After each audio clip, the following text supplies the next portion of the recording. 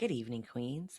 Welcome back to Queens Behind the Scenes. I'm your host, Charise Beckett. And before we get started, don't forget to subscribe, like, and share. A couple things. My book, Poise, the Blueprint for Escaping Burnout and Creating Your New Reality. That and the accompanying workbook, which is an interactive guide to leading with confidence, are both on Amazon. So I wanted to get that at the top of the hour. So I did not forget because I genuinely do forget sometimes.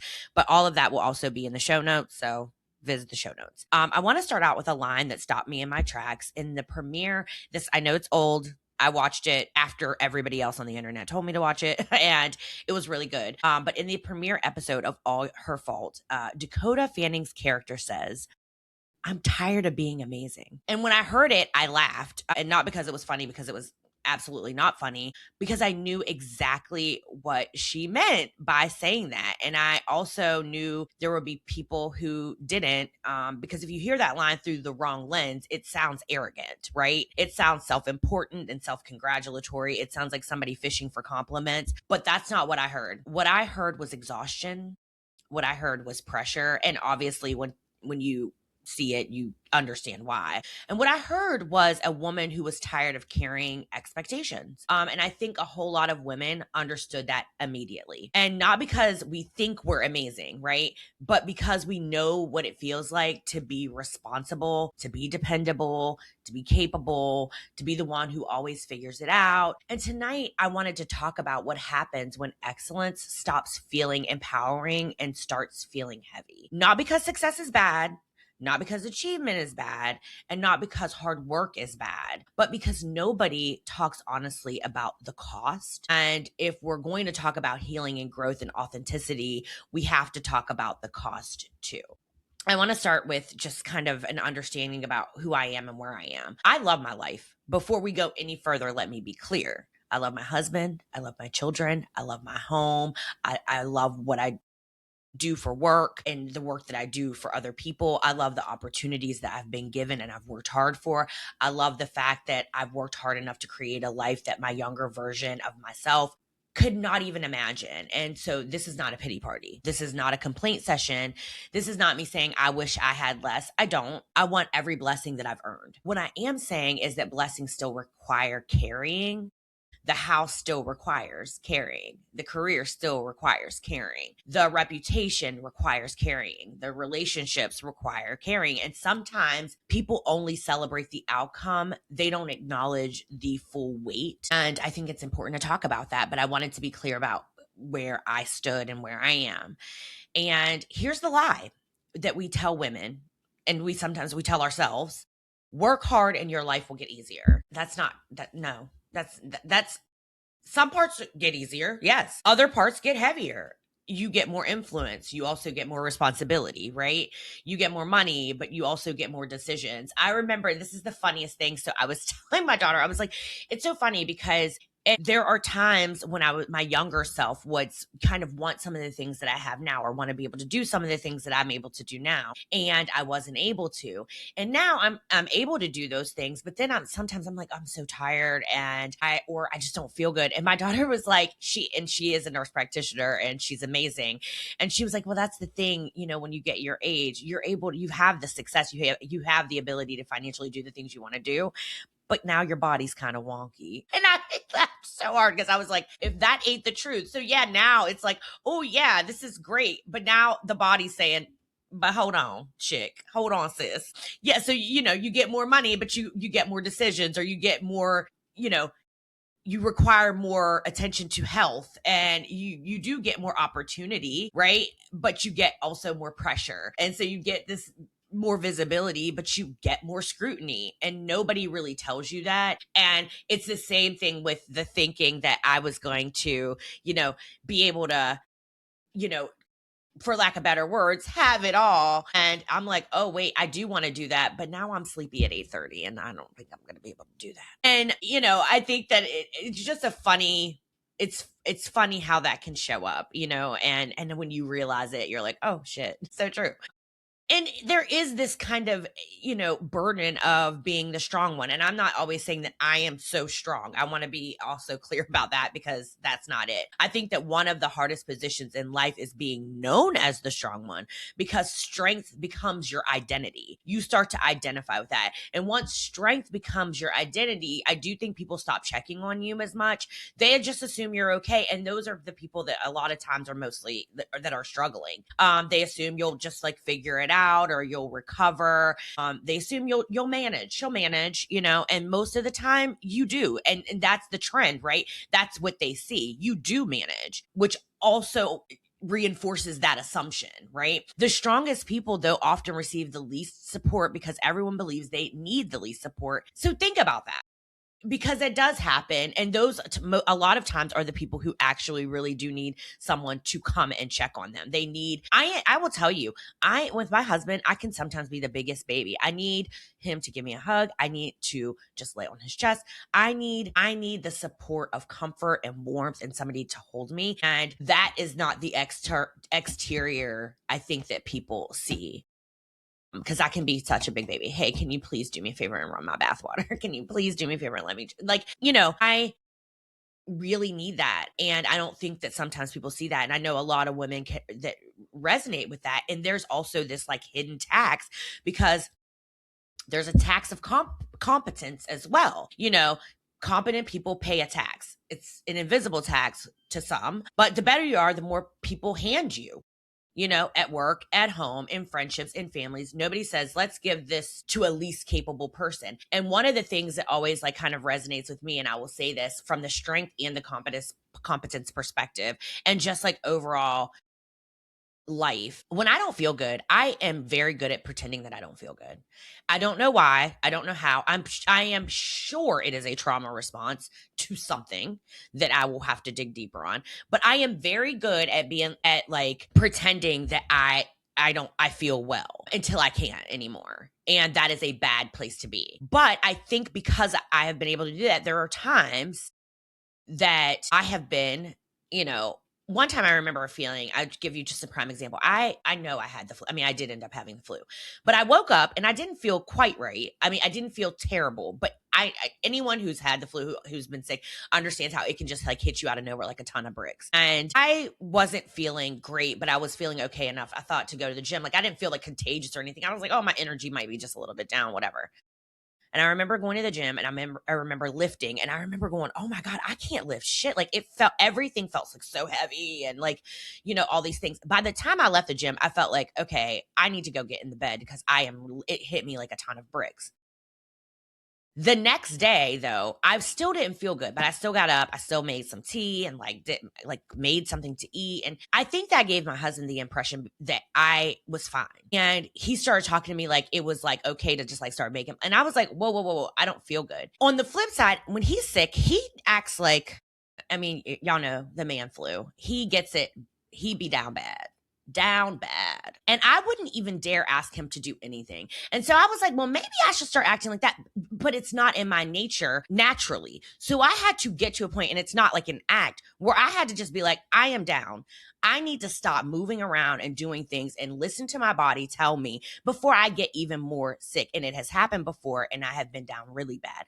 So it just is like that appearance of, and again, I think it's a trauma response to I have to do these things. I have to get things done instead of taking a beat for myself. And I think that's real. And I think that feeds into the narrative around that kind of tax. Maybe not competency, but just like a tax of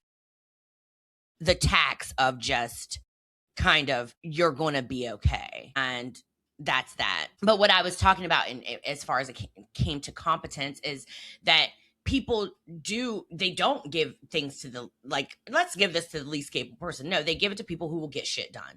I'm a get shit done type of girl. So eventually, though, you wake up carrying everybody else's confidence in your abilities. That shit is tiring. That is exhausting. It is carrying things for others. Not that you shouldn't ever do that, but going through life that way will leave you exhausted. And then we have Black women in excellence. And I want to talk about Black women specifically. That's who I am. It's what I understand the most. I think this conversation hits a bit differently. Many Black women were taught that average was just not an option. And it just isn't. It just, the reality is, it just is not. Not if you want to be in the places where you are getting shit done. Average just won't work. And that is societal. And I get that. But it's not, we've grown up as it's not an option because it's not an option. We've always been taught to outperform, out prepare, outwork, out deliver. We've learned early that competence creates safety. Why do you think Black women are running around here with 50, 11 degrees? Achievements create opportunity, and excellence creates access. And for many of us, I would say the lesson was true. Like I said, it's a true thing. I know it was true for me. My education mattered. My work ethic mattered. My preparation mattered. My competence always mattered. My resilience mattered. And pretending otherwise would just be dishonest. I'm not going to sit here and lie and say that it didn't matter. It matters. But eventually excellence can become a survival strategy you just never turn off. And that is what had gotten me to exhaustion. And that's where things obviously get complicated, because now you have this push pull of, but I understand that in order for me to achieve the things that I want to achieve and to have the things for my family that I want to have, I have to be better. We grew up hearing it. I have to be better. But when being better is your survival strategy, that turns into anxiety. It turns into never turning off. It turns into creating a life that is built on always being on. And it is a life that is not sustainable for me. I know that. And so I think it's important because the intersection of race and gender here are real. And there's not a time when I ever thought that I wouldn't have. Actually, I used to get pissed when people were average. I'd be like, step the fuck up, step up your game. But I'm like to be able to live and let live, it's so aspiring to me. I know it's not always the option to get the life that we want to have, but I don't think shaming people for having it is my plight. I'm going to say that. It's not my plight. But I used to get pissed because I'm like, how is it that I still get mad at how is it that you can be this average and get this, and then I got to do this to get right there too? That's bullshit. I think that's utter bullshit. But I'm never going to put somebody down for being, don't hate the player, hate the game. I'm never going to put somebody down for being like, you know what? This is the effort I want to put forth. This is what I want to put forth. And this is what I'm going to do. Because I think it's an aspiring place to be. And that leads us to the difference between pride and pressure. I need to say this because somebody will misunderstand it. There is a difference between being proud of yourself and being pressured by yourself. I used to do the latter. I'm trying to practice the former thing. I'm proud of what I've overcome, and I'm proud of that I, buried a husband 24 years ago and I was able to keep going. I'm not proud that I buried my husband, but I am proud that I was able to keep going. And I'm proud that I built a career. I'm proud of raising children. I'm proud of surviving things that could have broken me. I'm proud of a healthy, happy marriage. That's not arrogance. I think that's perspective. But pride becomes pressure when every accomplishment creates another expectation. And I will tell you, that's where I used to live. Now it wasn't just being successful, right? Like it was never enough, right? Never enough. It created, well, if I write and this is not how I felt when I wrote my book, but just say I wrote a book. Now I've got to write another book because I need to have a series. Who said that? Why can't this book be the book? Now, if I want to write another book, I'm going to write another book, but I immediately put another expectation on myself. Now that is not success to me, that's not where I wanted to be. I don't want to have to stay strong or stay successful. You're not just capable of doing, now you have the set expectation forever, right? That's not where I want to be. And I had to back up out of that real quick because absolutely not. And this is where sometimes amazing becomes a cage. That's where the line really got me, because amazing can become a cage. and not because other people lock you inside of it. Sometimes you just lock your own self inside of it. You become the person who can't disappoint anybody, can't miss a deadline, can't show weakness, can't ask for help, can't slow down, can't be down, can't have a bad day, can't be average. That is not freedom. That is performance. I had just a little story about a recent event that really, caused me to pause and create a boundary. I was asked to participate in a panel. It was in France. I really wanted to go. I found out about it 2 weeks before the panel. That is not really a lot of time to prepare to go to France, to prepare myself to be on a panel, to talk, to speak in an informative manner about a topic. I know it can be done, and I know that having flexibility is key, but it made me feel anxious. And although I really wanted it, I had to turn it down because it didn't allow me the preparation that I needed to not feel anxious. It didn't allow me the freedom to feel like I was going to be able to really enjoy France and go there and do this and then actually enjoy the rest of the content of said event, and also enjoy Nice or Cannes or any of that. And so I was like, you know what? I'm not going to do this because it didn't feel like excitement and accomplishment. It felt like anxiety and rushing. And I don't operate well that way. And I had to draw a boundary. Me 3 years ago would have busted my ass, been exhausted, been happy with the opportunity, but would have not enjoyed any of it, would have thrown something together that probably was not as amazing as it could be. And I was not doing that. And so I made the decision a long time ago. Like I said, 3 years ago, I would have done that. And the pressure to do it would have been there for me. But always also what would have done it, and I'm just being honest with myself, the ability to show myself I could do it. I know I can do it. But today I know that. But before, I would have had to show myself I am able and capable to do this. That is bullshit. And I was not falling for it, Charise. So I declined, and I was happy to do so because it just wasn't the right time for me. And hopefully 2027, the opportunity will still be there, but it just wasn't the right time. And that's just one of those, yeah, I'm tired of being amazing. I'm not doing that. I do think that social media has turned achievement into theater. I say that all the time. It's made it worse. Now everybody is like performing their lives instead of living it. Their vacations, their marriages, their careers, their healing, their workouts, their spirituality, their paneling, everything is content. And that's what people say. Everything is content. Well, not my life. Everything in my life is not content. It's not for public consumption. And when everything becomes content, being human starts to feel like failure. Being just regular human, it starts to feel like you're failing. I don't believe in the hype. I know somebody said if you're not good at social media, don't have a brand. You know what? I don't really give a fuck about that. I'm doing these things because I like it, and I do have a brand, and it's pretty successful. And no, I'm not on social media every day. You're not going to always see me meditating. If I want to share something, I'm going to share it. If I don't want to share it, I'm not going to fucking share it. That's just that. And I have a great brand. And so I think that is,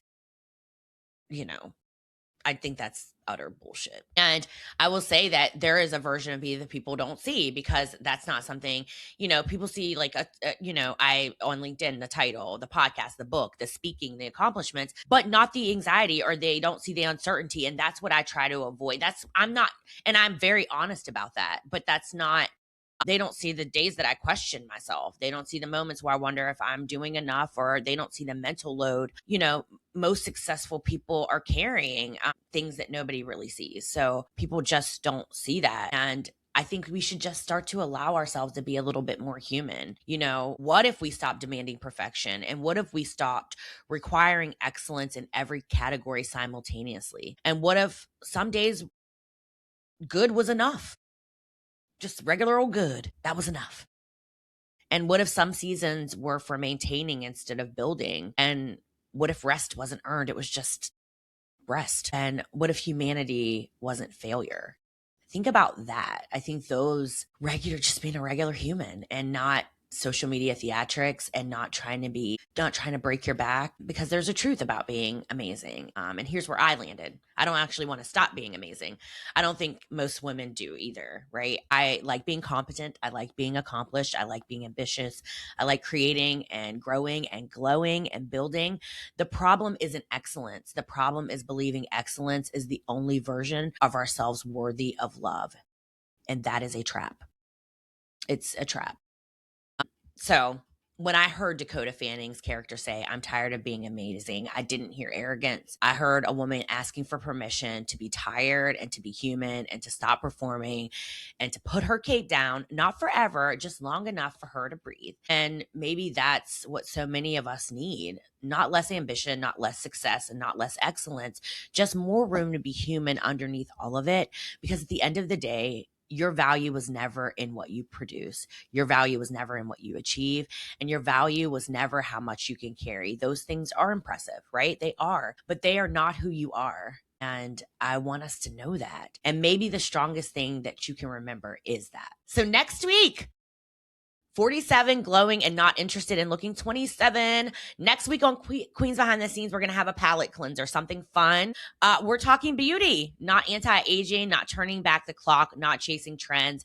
Beauty. I'm sharing the products, treatments, and summer staples that are helping me look refreshed and feel confident and show up as my best self at 47 this summer. We're talking skincare, makeup, hair, wellness, and lessons I've learned about beauty now that I'm old enough to know the difference between marketing and reality. If you've ever wondered what's actually worth buying and what's social media hype, you won't want to miss this one. I promise you, I tell the truth. I do not bullshit. Don't forget, we drop every Thursday night at 7 p.m. Corporately Speaking with yours truly and Mark Thompson drops Wednesday nights at 7 p.m. Until next time, take care of yourselves and take care of each other. This has been Queens Behind the Scenes.